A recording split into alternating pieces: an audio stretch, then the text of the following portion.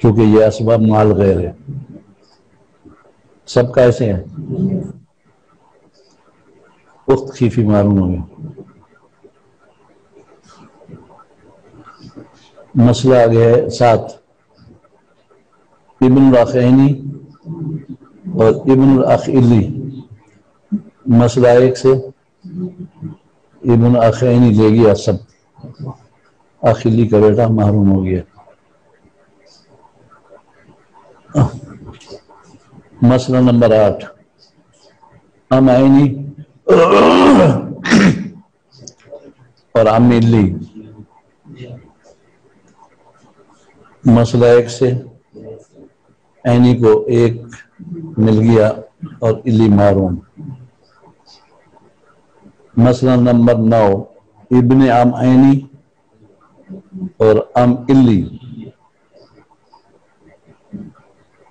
عینی چچی کا بیٹا اور علی چچا خود موجود ہے. مسئلہ 1 سے علی چچا کو دے دیا اور عینی کا بیٹا محروم کیونکہ ابد ہے. چلو جی بس ختم ہو گیا.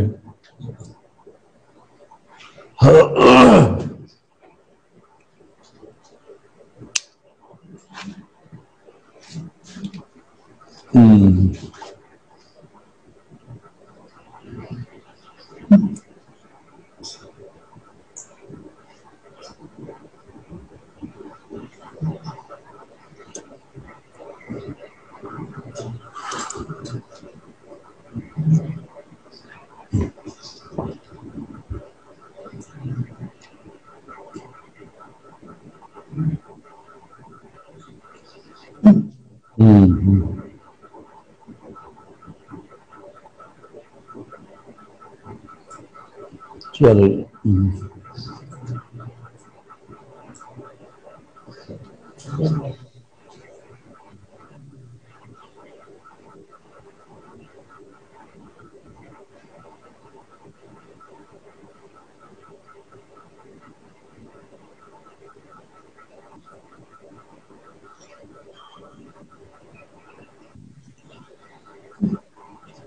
لکھیں.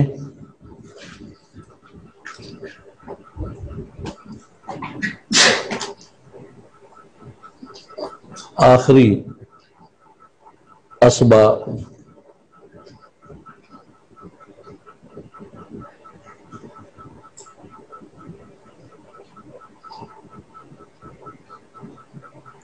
مولا کا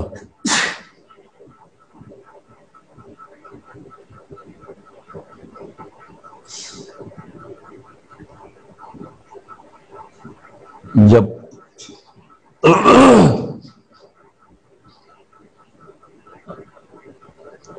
ذکر کردہ اسباب میں سے کوئی بھی نہ ہو، میت کا ترکہ ذوی الفروض سے بچ رہا ہو،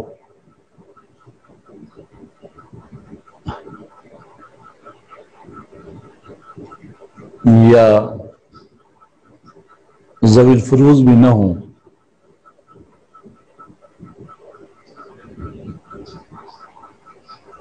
ان دونوں صورتوں میں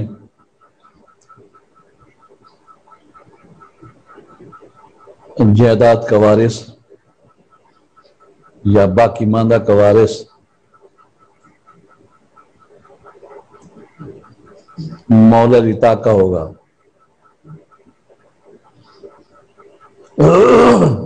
یعنی موتق ہوگا.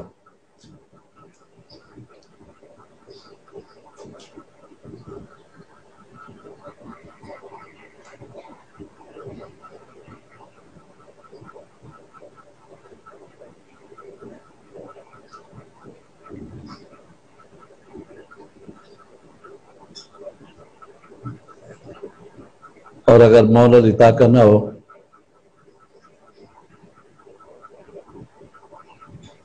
اس کے اسبات ہوں، جیسے اس کا بیٹا ہوتا ہے، جیسے اس کا بیٹا یا دیگر اسبات،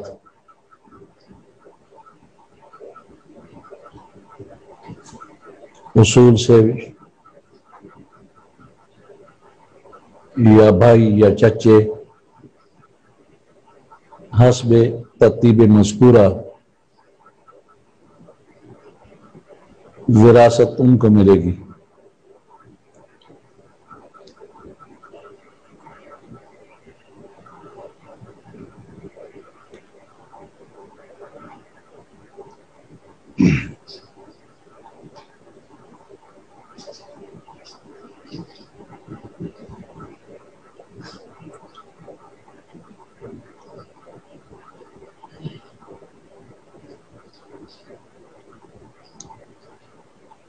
یعنی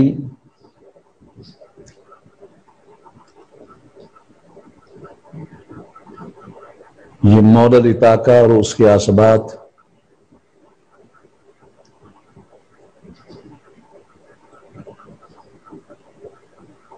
ذوی الارحام سے مقدم ہوں گے،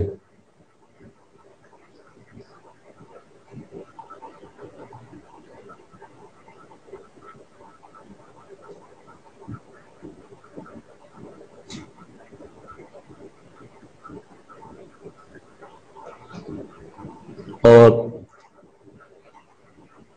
ذوی الفروض پر رد سے بھی مقدم ہوں گے۔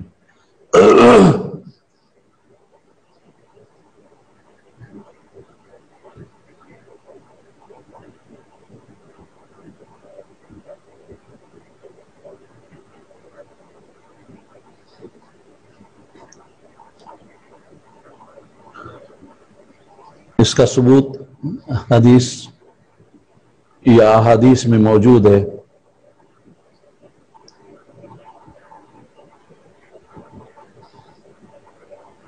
مصنف نے ایک حدیث نقل کی ہے،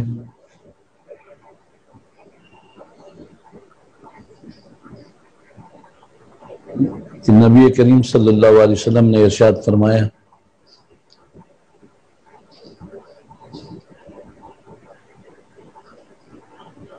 الولاء وہ پر فتح،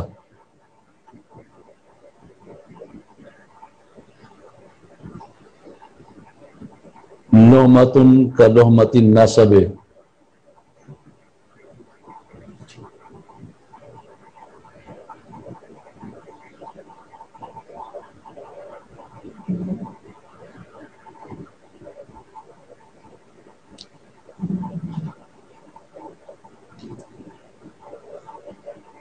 پوری روایت اس طرح ہے، لا یباع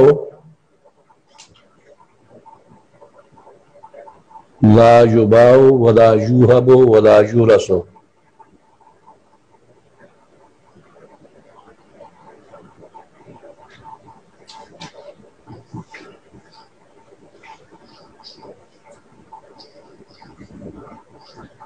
الولاء لحمۃ کا لحمۃ النسب۔ پوری روایت موشی لکھ رہے ہیں، آگے ہے لا یباع ولا یوہب ولا یورث، یا یہ حدیث کا حصہ یا ویسے نقل کر رہے ہیں۔ اس کا ترجمہ یہ ہے کہ ولا ذکر ولا کا ہے، یعنی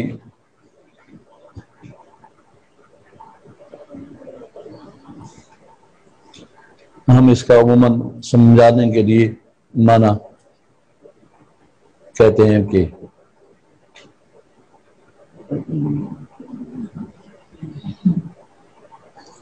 ابد کی وراثت، ابد کی وراثت رشتہ دار یہ کہ جیسے نسب کے لیے، ورنہ حقیقت یہ ہے کہ اس کا معنی ہے مولا ہونا، الولاء،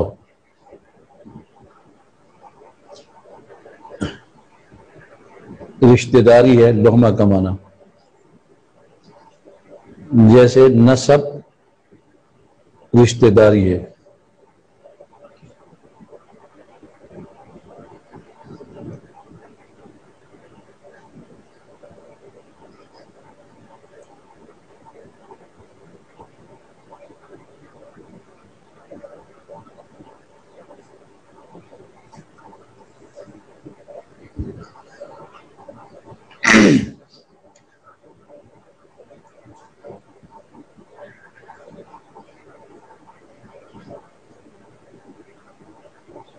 ذکر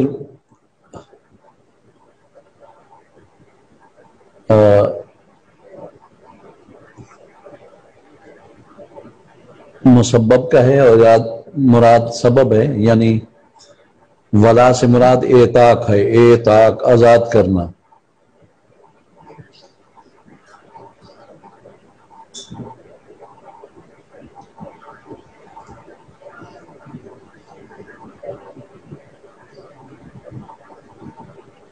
ولا مسبب ہے اور اعتاق سبب ہے۔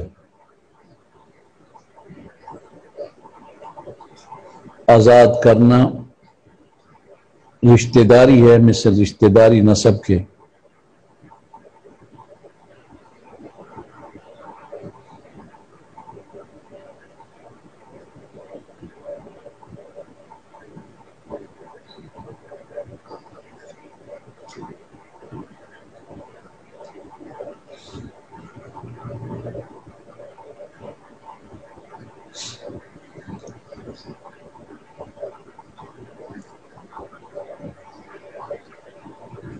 ولا کا لغوی معنی ہے نصرت اور قرابت،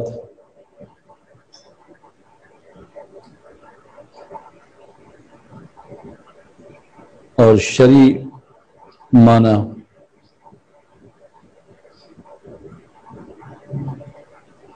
وہ تناصر، مدد کرنا جو موجب ارث ہو یا دیت۔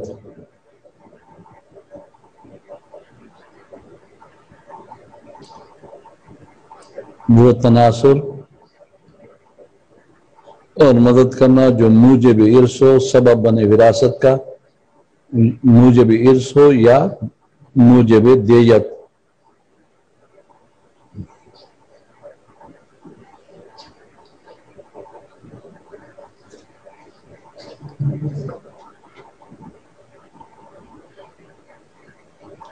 عقلی وجہ کہ یہ موتق کا وارث کیوں بنتا ہے؟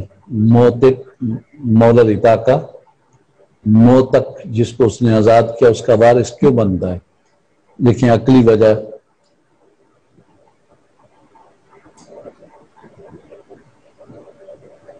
علماء لکھتے ہیں کہ انسان کی حیات اور زندگی حریت میں ہے، آزاد ہونے میں ہے۔ یہ تو آج پبلک بھی سمجھتی ہے کہ جو آزاد نہیں وہ زندہ بھی نہیں۔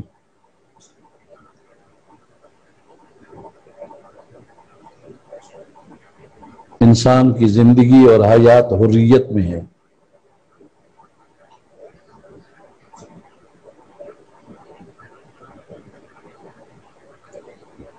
اس لیے کہ حریت کی وصف کی وجہ سے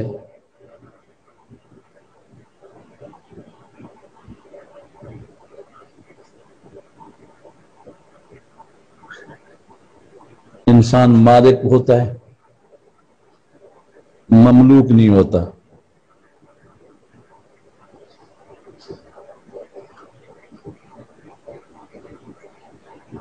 انسان مالک ہوتا ہے، مملوک نہیں ہوتا، اور اسی وصف کی وجہ سے انسان حیوانات اور جمادات سے ممتاز ہے۔ اسی حریت کی وجہ سے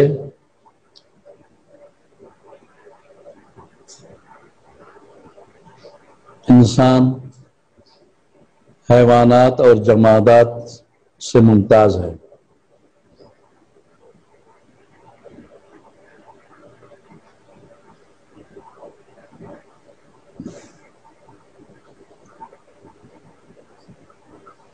اور رقیت،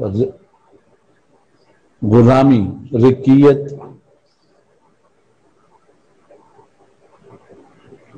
موت ہے، ہلاکت ہے، مملوکیت ہے۔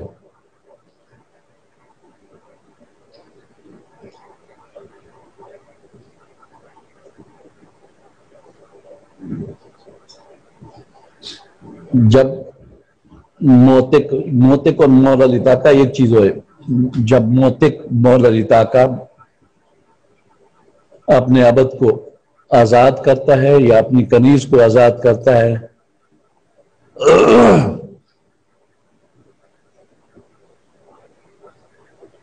جب مولا لطاقہ اپنے عبد کو یا اپنی کنیز کو آزاد کرتا ہے گویا کہ اس کی زندگی کا موجد ہے.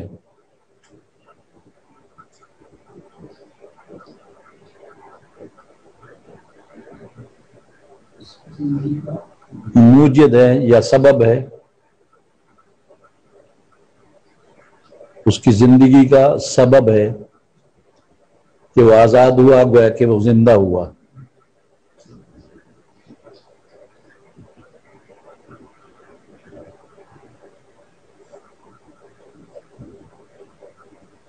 اسی طرح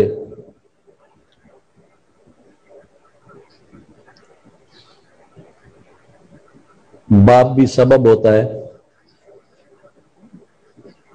اولاد کے ایجاد کا.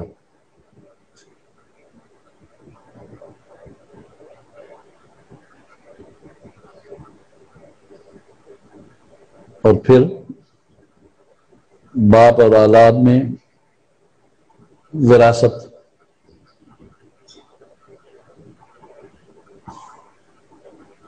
جاری ہوتی ہے.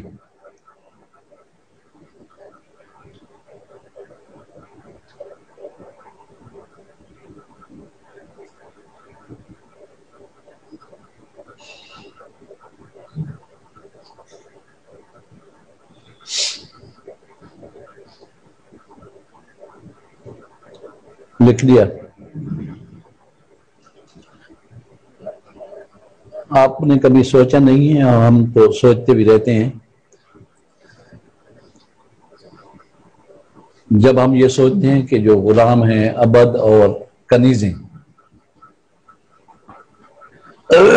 ان کا پورا باب ہے چیپٹر فقہ کے اندر اور وہاں تک کوئی پہنچتا نہیں ہے. فقہ پڑھتا ہی کوئی نہیں ہے آج کل. کتاب الصلاۃ پڑھ لیتے ہیں اور اس کے بعد ختم. تو اس لیے اطاعت کے مفہوم کو تو نصاب سے بھی نکال دیا غالباً تنظیم المدارس نے. اب ذہن پر بہت بوجھ ہوتا ہے کہ ایک انسان ہے. پہلے تو آپ کو یہ معلوم ہونا چاہیے کہ جو عبد اور کنیز ہوتی ہے ان کو بیچا بھی جا سکتا ہے, ان کو ہدیہ بھی کیا جا سکتا ہے اور ان کے حقوق تو حور والے نہیں ہوتے بلکہ ان کے لباس کو بھی وہ لباس نہیں جائز ہوتا ہے جو مالک پہنتا ہے. جائز نہیں ہوتا کہ معنی یعنی مناسب نہیں ہوتا. غلام کا لباس مولا کے لباس کے قیمت کا نہیں ہو سکتا. مجھے ایک حدیث پڑھتے ہوئے بہت زیادہ رونا تو نہیں آیا, رونے جیسا طبیعت ہو گئی جب ایک لونڈی نے کنیز نے حرہ جیسے کپڑے پہنے ہوئے تھے اور وہ حضرت عمر فاروق کے سامنے سے گزری. حضرت عمر فاروق نے آپ کے ہاتھ میں آسا ہوتا تھا, آپ نے آسا اٹھایا اور کہا یا دسارو, اے گھٹیا تو ایسے کپڑے پہن کر حرہ عورتوں کے ساتھ مشابہت کرتی ہے.